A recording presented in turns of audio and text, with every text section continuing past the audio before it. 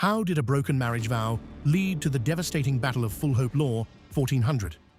In the shadow of the Cheviot Hills, the delicate balance of power shattered when the Scottish heir, David of Rothesay, jilted the daughter of the Earl of March. This personal betrayal ignited a new era of Scottish border raider tactics across the northern frontier, forcing the newly established Lancastrian dynasty to defend against rapid, predatory incursions. Within weeks, the Marches were engulfed in a flame of vengeance that neither crown could truly control.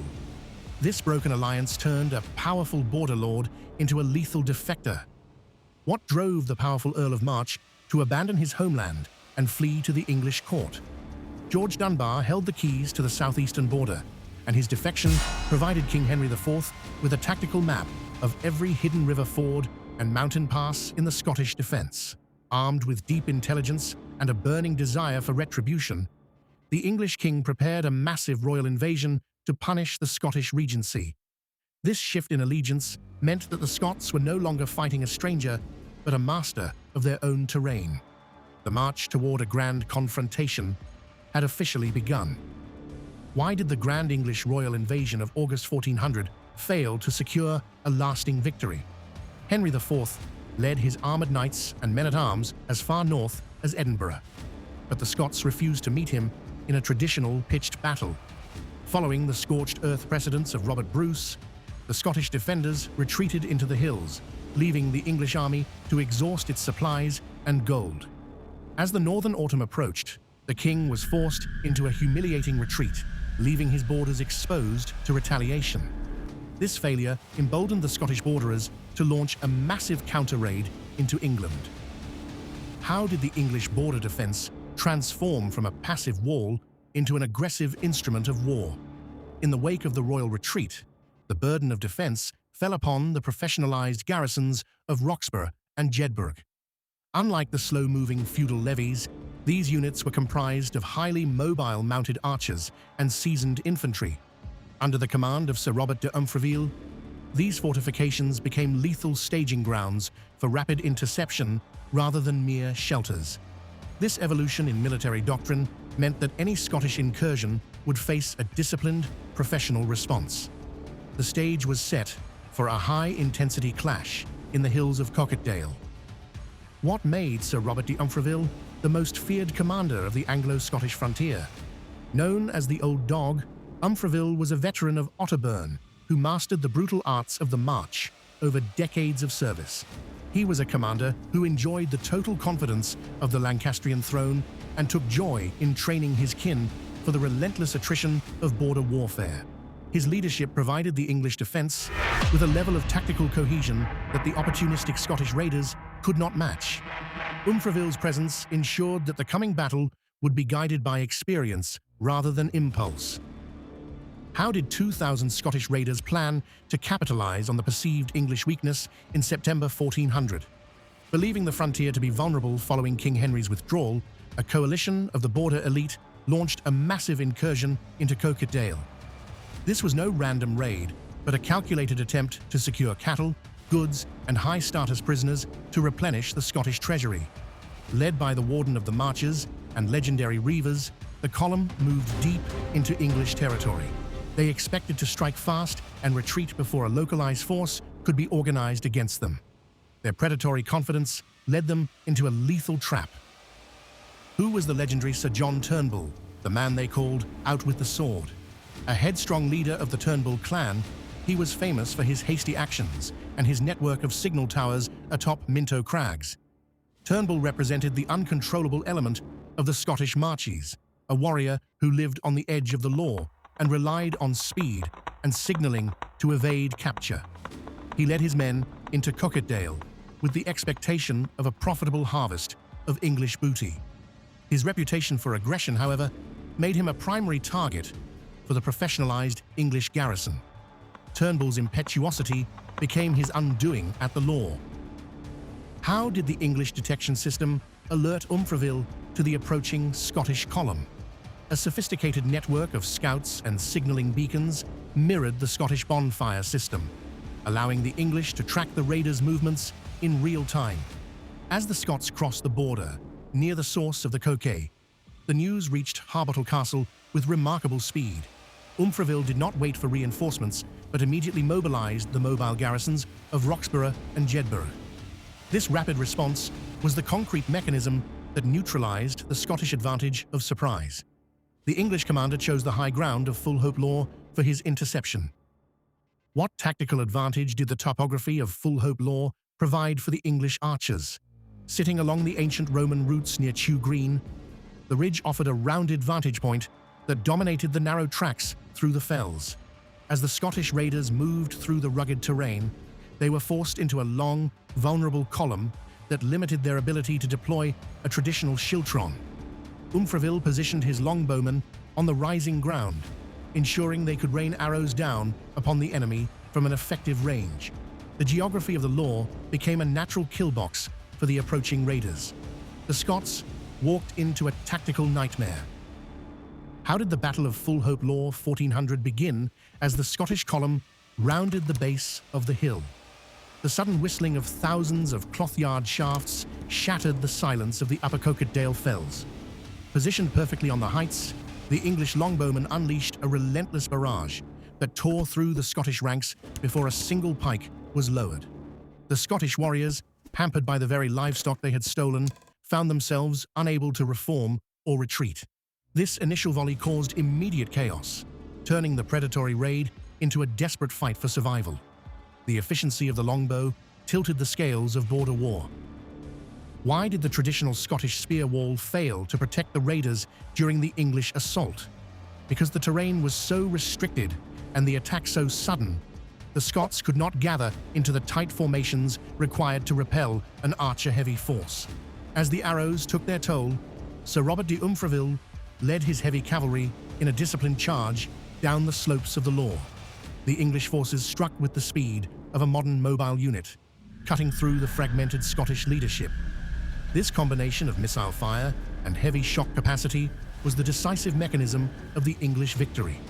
The Scottish ranks dissolved under the pressure. How did Sir Robert de Umfraville personally influence the outcome of the melee?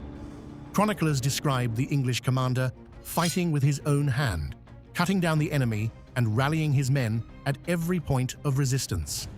His presence on the front lines bolstered the morale of the garrison troops, who fought with the discipline of professional soldiers rather than feudal levies.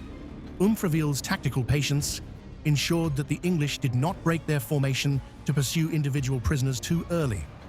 This controlled aggression allowed the English to maintain their grip on the battlefield until the Scottish rout was total. The old dog successfully baited his trap. What happened to the Scottish leadership as the English garrison closed the net? The command structure of the raiding party collapsed under the suddenness of the assault and the lethal accuracy of the English longbowmen. Sir Richard Rutherford, the Warden of the Marches, found himself surrounded along with his 5 sons, unable to fight their way out of the English encirclement. The capture of such a high-status official was a catastrophic blow to the Scottish defence. This loss of leadership meant that the survivors had no one to guide their retreat through the treacherous fells. The decapitation of the Middlemarch was complete. Why was the capture of Sir John out with the sword Turnbull a symbolic victory for the Lancastrian regime? Turnbull represented the most aggressive and uncontrollable element of the border culture, and his imprisonment removed a key tactical leader from the Scottish side. His capture proved that even the most headstrong of the reivers could be outmaneuvered by professional discipline and superior use of terrain. This success provided Henry IV with the domestic authority he needed to justify his hold on the northern counties. The removal of Turnbull from the battlefield signaled a shift in the balance of power. The era of unchecked Scottish raiding ended. How did the English no ransom policy permanently alter the economics of border warfare? On October 30th, 1400, King Henry issued a chilling order that the elite prisoners taken at the Battle of Fulhope Law 1400 must not be released for any price. By forbidding traditional ransoms, the English crown effectively bled the Scottish economy dry, keeping their most dangerous commanders in permanent custody. This was a form of political warfare that prioritized the long-term depletion of Scottish military resources over short-term financial gain. The families of the captured knights managed their estates without their lords. The social hierarchy of the Scottish marches crumbled under the strain. What was the origin of Robert de Umfraville's legendary nickname, Robin Mendmarket? Following his victory at the Law, Umfraville launched a series of retaliatory strikes deep into Teviotdale, targeting the town of Peebles on its market day. He captured so much Scottish livestock and treasure that the influx of goods caused meat and grain prices to plummet in the English northern markets.